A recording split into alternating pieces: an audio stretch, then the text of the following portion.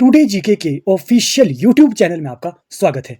जैसा कि आप जानते हैं, हम एचपी टेट की प्रिपरेशन कर रहे हैं। एचपी टेट जून 2025, जिसमें आज हम जीके सेक्शन में पार्ट 3 को डिस्कस करने वाले हैं। पार्ट 3 जीके का होने वाला है, जिसमें हम मोस्ट इंपॉर्टेंट जो है वो क्वेश्चन को जो है वो डिटेल में पढ़ने वाले हैं। सभी क्वेश्चन को डिस्कस करेंगे, डिटेल से सभी क्वेश्चन को देखेंगे, ताकि आपके एचपी टेट एग्जाम में जो है वो डेफिनेटली आपकी हेल्प हो पाए। तो स्टार्ट करते हैं अपने फर्स्ट क्वेश्चन से। क्वेश्चन नंबर 121 है, प्रसिद्ध पशुपति की मुहर कहाँ से मिली है? Where was the famous seal of Pashupati found? जो पशुपति की जो मुहर है वो एक सिंधु घाटी सभ्यता का स्थल है, मोहनजोदड़ो। सी ऑप्शन इस क्वेश्चन का राइट आंसर है। मोहनजोदड़ो से जो है वो प्रसिद्ध पशुपति की मुहर जो है वो मिली थी। अब ये मोहनजोदड़ो क्या है आपको पता होना चाहिए। ये जो है वो हिस्ट्री से ये क्वेश्चन पूछा गया है। सिंधु घाटी सभ्यता का एक प्रमुख स्थल था मोहनजोदड़ो। मोहनजोदड़ो जो है वो सिंधु घाटी सभ्यता का सबसे बड़ा खोजे जाने वाला स्थल था। कहाँ पे है ये मोहनजोदड़ो? ये है पाकिस्तान के लरकाना जिले में।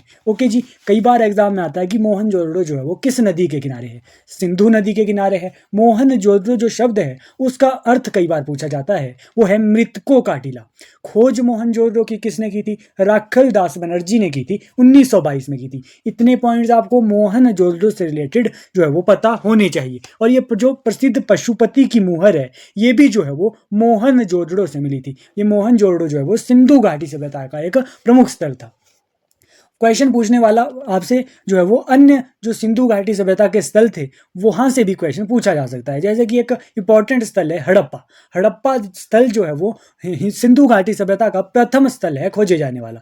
कब खोजा गया था? 1921 में हड़प्पा स्थल खोजा गया था दयाराम साइनी के द्वारा। ये क्वेश्चन तो कई बार रिपीट हुआ है एचपी टेट में। कौन सी नदी के किनारे है हड़प्पा? रावी नदी के किनारे है। और हड़प्पा भी जो है वो पाकिस्तान के मोंटगोमरी जिले में है। तो ये इंपॉर्टेंट कुछ स्थल है सिंधु घाटी सभ्यता के जो आपको पता होने चाहिए। तो क्वेश्चन नंबर जो है वो फर्स्ट का राइट आंसर था, मोहनजोदड़ो से जो है वो पशुपति की मुहर मिली थी। नेक्स्ट क्वेश्चन को देखते हैं। नेक्स्ट क्वेश्चन है क्वेश्चन नंबर 122, भारत पर मोहम्मद बिन कासिम का आक्रमण कब हुआ? मोहम्मद बिन कासिम जो है वो अटैक कब करता है इंडिया पे? तो मोहम्मद बिन कासिम जो है वो 712 ईस्वी में, 712। सी ऑप्शन इस क्वेश्चन का राइट आंसर है। 712 ईस्वी में जो है वो भारत में अटैक करता है। क्यों ये इंपॉर्टेंट है मोहम्मद बिन कासिम? क्योंकि जो ये मोहम्मद बिन कासिम है, ये सर्वप्रथम सफल मुस्लिम आक्रमणकारी था जिसने जो है वो भारत पर आक्रमण किया था। कौन था सर्वप्रथम सफल मुस्लिम आक्रमणकारी? ओके, कब किया था? 712 ईस्वी में किया था। ये पॉइंट आपको ध्यान में होना चाहिए। किसको हराया था इस मोहम्मद बिन कासिम ने? इसने जो है वो सिंध राजा दाहिर को हराया था 712 ईस्वी में।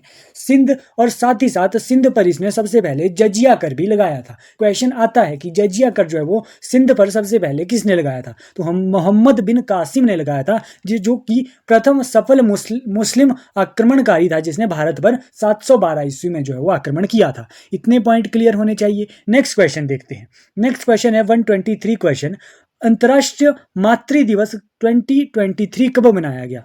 When was international mother's day 2023 observe? जो ये इंटरनेशनल मदर्स डे है, अंतर्राष्ट्रीय जो है वो ये मातृ दिवस है, माता दिवस है, ये आपको पता होना चाहिए कि कब होता है, तभी आप इस क्वेश्चन का राइट आंसर कर पाएंगे। और 2023 में स्पेसिफिक रूप से पूछा गया है।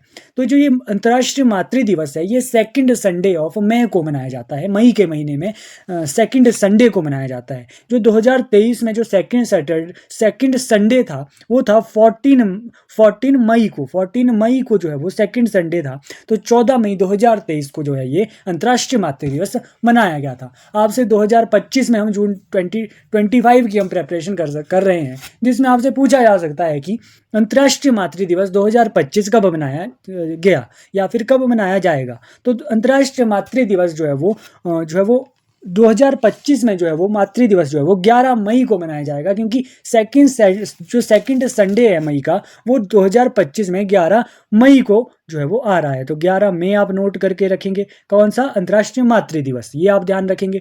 और भी हमने कुछ जो है वो डेज हमने पहले भी अपनी पिछले पार्ट्स में रिवाइज की थी। क्या क्या पढ़ा था हमने? इंटरनेशनल वुमेन डे हमने कवर किया था। 8 मार्च को होता है इंटरनेशनल वुमेन डे। भारतीय प्रवासी दिवस हमने पढ़ा था। 9 जनवरी को भारतीय जो है वो प्रवासी दिवस होता है। और आज हमने ये इंटरनेशनल मदर डे के बारे में पढ़ा, जो कि सेकंड संडे ऑफ मई को होता है। एक और डे आप याद रखेंगे यहीं से, 22 अप्रैल, 22 अप्रैल को क्या होता है, पृथ्वी डे, अर्थ डे जो है वो 22 अप्रैल को होता है। तो इतने डेज हमने रिवाइज किए। नेक्स्ट क्वेश्चन देखते हैं। नेक्स्ट क्वेश्चन है 124th क्वेश्चन, भारत का प्रथम गवर्नर जनरल कौन था? इजी क्वेश्चन है, मोस्ट बार जो है वो एग्जाम में रिपीट होता रहता है कि भारत का प्रथम गवर्नर जनरल कौन था। भारत का प्रथम गवर्नर जनरल था Lord William Bentinck. Lord William Bentinck जो था भारत का प्रथम गवर्नर जनरल था। ऐसे क्वेश्चन हम बार बार अपनी जो है वो पार्ट में रिवाइज करते भी रहते हैं। आज फिर से डिटेल में रिवाइज कर लेते हैं। जैसे कि आपको ये सीक्वेंस में याद रखना होता है। जैसे कि सबसे पहले बंगाल का प्रथम गवर्नर जनरल अगर आपसे पूछे, बंगाल का अगर आपसे गवर्नर सबसे पहले अगर पूछे तो आप बताएंगे गवर्नर बंगाल का रॉबर्ट क्लाइव था प्रथम। वहीं अगर आपसे पूछे बंगाल का प्रथम गवर्नर जनरल कौन था, पहले हमने गवर्नर की बात की, अब हम गवर्नर जनरल बात कर रहे हैं। बंगाल का प्रथम गवर्नर जनरल था वॉरेन हेस्टिंग्स था। भारत का प्रथम गवर्नर जनरल कौन था जो इस क्वेश्चन में पूछा गया है, वो था लॉर्ड विलियम बेंटिंक था। वहीं अगर आपसे पूछे भारत का प्रथम वायसराय कौन था, तो था लॉर्ड कैनिंग। यहाँ पे लिखा भी है लॉर्ड कैनिंग ऑप्शन में। ओके जी। अगर आपसे पूछे भारत का अंतिम वायसराय कौन था, अंतिम वायसराय था लॉर्ड माउंटबेटन। और जो लॉर्ड माउंटबेटन था यही स्वतंत्र भारत का प्रथम गवर्नर जनरल भी बना था। ये पॉइंट भी ध्यान में रखना है। स्वतंत्र भारत का प्रथम तथा अंतिम भारतीय गवर्नर जनरल कौन था, तो वो था सी राजगोपालाचारी। ये भी ध्यान रखना है। ये पॉइंट्स तो हम बार बार रिवाइज करते ही रहते हैं। आज हम कुछ नए पॉइंट्स और रिवाइज करते हैं। जैसे कि अगर आपसे पूछे कि किसके जो है वो कार्यकाल में प्रथम जनगणना हुई थी, तो आपको पता होना चाहिए लॉर्ड मेयो के कार्यकाल में जो है वो 1872 में 1872 में प्रथम जनगणना हुई थी। लेकिन क्वेश्चन पूछने वाला आपसे ये भी पूछता है कि किसके कार्यकाल में प्रथम नियमित जनगणना थी। प्रथम जनगणना क्वेश्चन अलग है, प्रथम नियमित जनगणना वाला क्वेश्चन अलग है। तो ये हुई थी लॉर्ड रिपन के कार्यकाल में 1881 में हुई थी। एक क्वेश्चन और आपसे पूछा जाता है कि किसके कार्यकाल में भारतीय राष्ट्रीय कांग्रेस की स्थापना 1885 में हुई थी, तो ये हुई थी लॉर्ड डरफिन के कार्यकाल में। तो ये सभी क्वेश्चन गवर्नर जनरल से रिलेटेड, वायसराय से रिलेटेड, ये पता होने चाहिए आपको। ओके, नेक्स्ट क्वेश्चन की बात करते हैं। नेक्स्ट क्वेश्चन है, वर्तमान में केंद्रीय स्वास्थ्य और परिवार कल्याण मंत्री है। तो वर्तमान में जो केंद्रीय स्वास्थ्य और परिवार कल्याण मंत्री यानी कि हेल्थ मिनिस्टर वैसे इसमें पूछा गया है। तो वर्तमान में हमारे जो हेल्थ मिनिस्टर थे, तो वो स्वास्थ्य मंत्री हमारे वर्तमान में है, वो है जगत प्रकाश नड्डा, जेपी नड्डा। आप याद रखेंगे, जेपी नड्डा आप याद रखेंगे। लेकिन यहाँ पे ऑप्शन में जो है वो नहीं दिया गया है। तो इस क्वेश्चन का राइट आंसर है उपरोक्त में से कोई नहीं। उपरोक्त में से कोई नहीं जो है वो इस क्वेश्चन का राइट आंसर होगा। ओके, जेपी नड्डा जो है वो हमारे हेल्थ मिनिस्टर थे। हेल्थ मिनिस्टर जो हमारे हैं जेपी नड्डा है। हम जो है वो कुछ और जो है वो यहाँ पे रिवाइज कर लेते हैं। जैसे कि अगर आपसे पूछे कि भारत के शिक्षा मंत्री कौन है, भारत के एजुकेशन मिनिस्टर है धर्मेंद्र प्रधान। भारत के गृह मंत्री कौन है, होम मिनिस्टर कौन है, अमित शाह है। रक्षा मंत्री कौन है, राजनाथ सिंह है। विदेश मंत्री कौन है, एस जयशंकर है। वित्त मंत्री कौन है, वित्त मंत्री है भारत की निर्मला सीतारमण। वहीं आपसे कई बार पूछा जाता है कि हिमाचल प्रदेश के शिक्षा मंत्री कौन है। हिमाचल प्रदेश के शिक्षा मंत्री है रोहित ठाकुर। हिमाचल प्रदेश के हेल्थ मिनिस्टर, स्वास्थ्य मंत्री कौन है, डॉक्टर धनीराम शांडिल जो है वो हिमाचल प्रदेश के जो है वो स्वास्थ्य मंत्री है। तो इतने पॉइंट यहाँ से रिवाइज हुए। नेक्स्ट क्वेश्चन देखते हैं।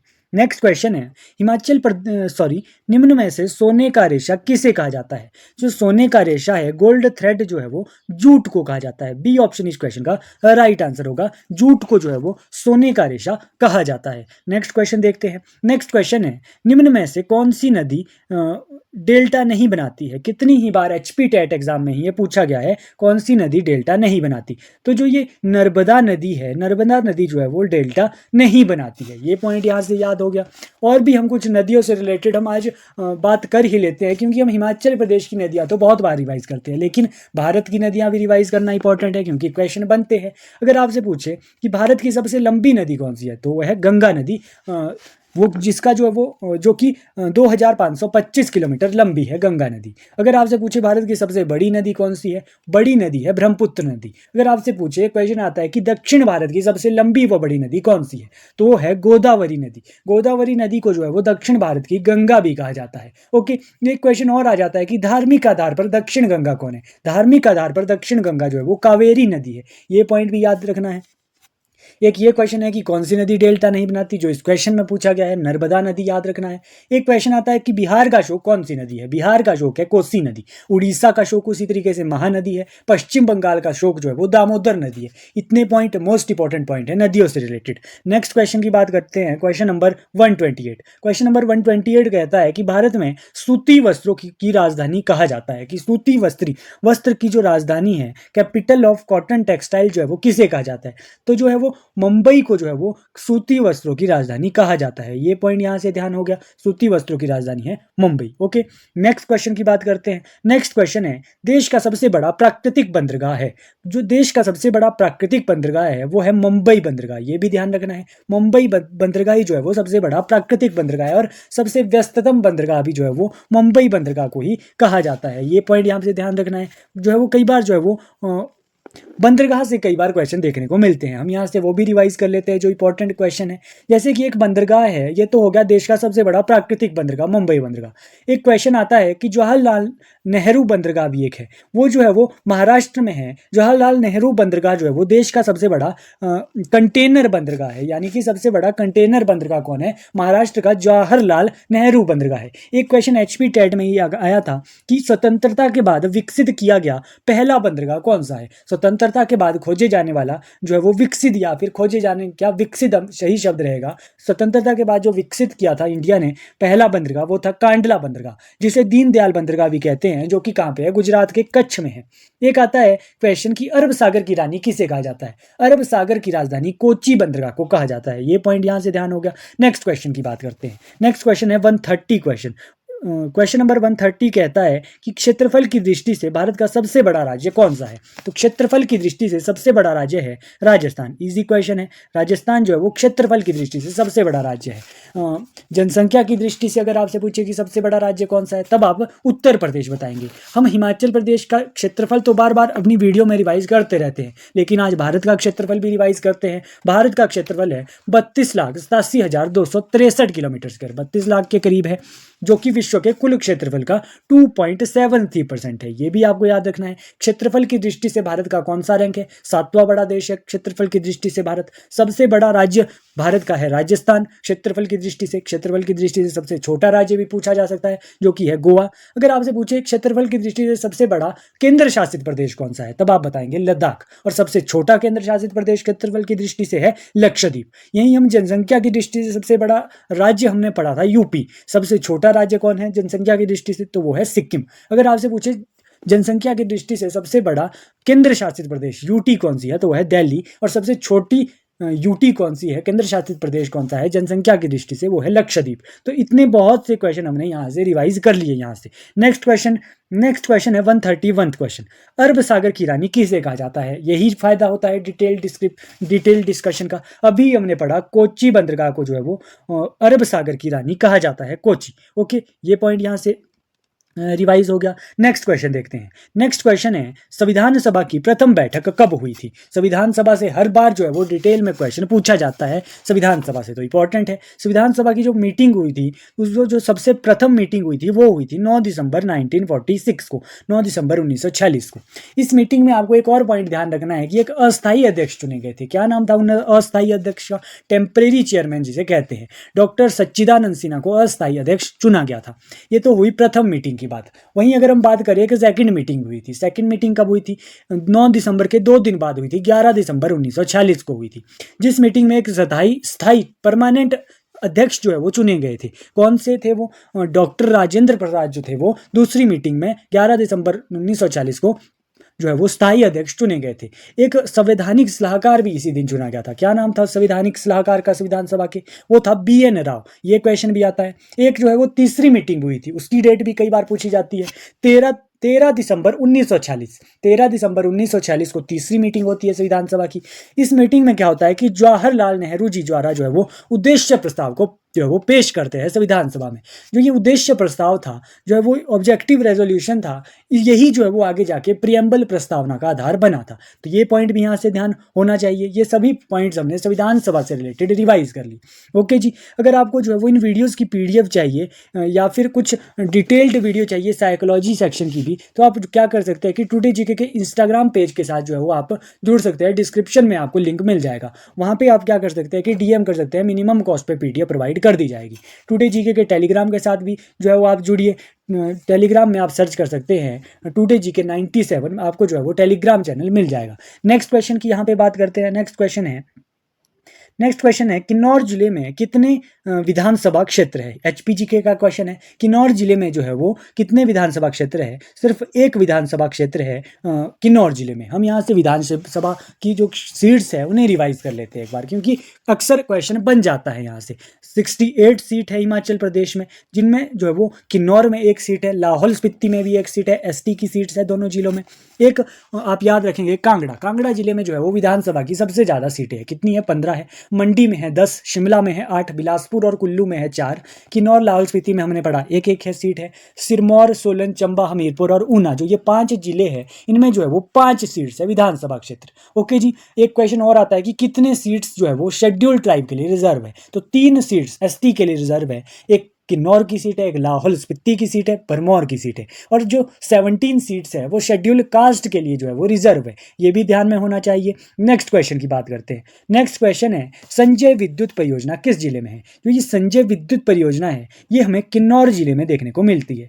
जो संजय विद्युत परियोजना, इसे भाभा जल विद्युत परियोजना भी कहते हैं। ये 120 मेगावाट की परियोजना है और ये एशिया की प्रथम भूमिगत जल विद्युत परियोजना थी। ये पॉइंट यहाँ पे ध्यान हो गया। हम यहाँ पे किन्नौर की जल विद्युत परियोजना डिस्कस लेते हैं। एक थे किन्नौर में कड़छम वांगतू परियोजना। कड़छम वांगतू परियोजना जो है वो हिमाचल प्रदेश में प्राइवेट सेक्टर की सबसे बड़ी परियोजना है, 1000 मेगावाट की परियोजना है। एक किन्नौर में आती है सोंगटोंग परियोजना, एक आती है नाथपा झाकड़ी परियोजना, खाब जल विद्युत परियोजना। तो ये सभी जो है वो किन्नौर जिले में हम पढ़ते हैं। हम अगर आपसे पूछे कि हिमाचल प्रदेश की सबसे बड़ी परियोजना कौन सी है तो आप बताएंगे पार्वती जल विद्युत परियोजना, 2051 मेगावाट की है। हिमाचल प्रदेश की सबसे बड़ी जल विद्युत परियोजना कौन से जिले में है, कुल्लू जिले में है ये पार्वती जल विद्युत परियोजना।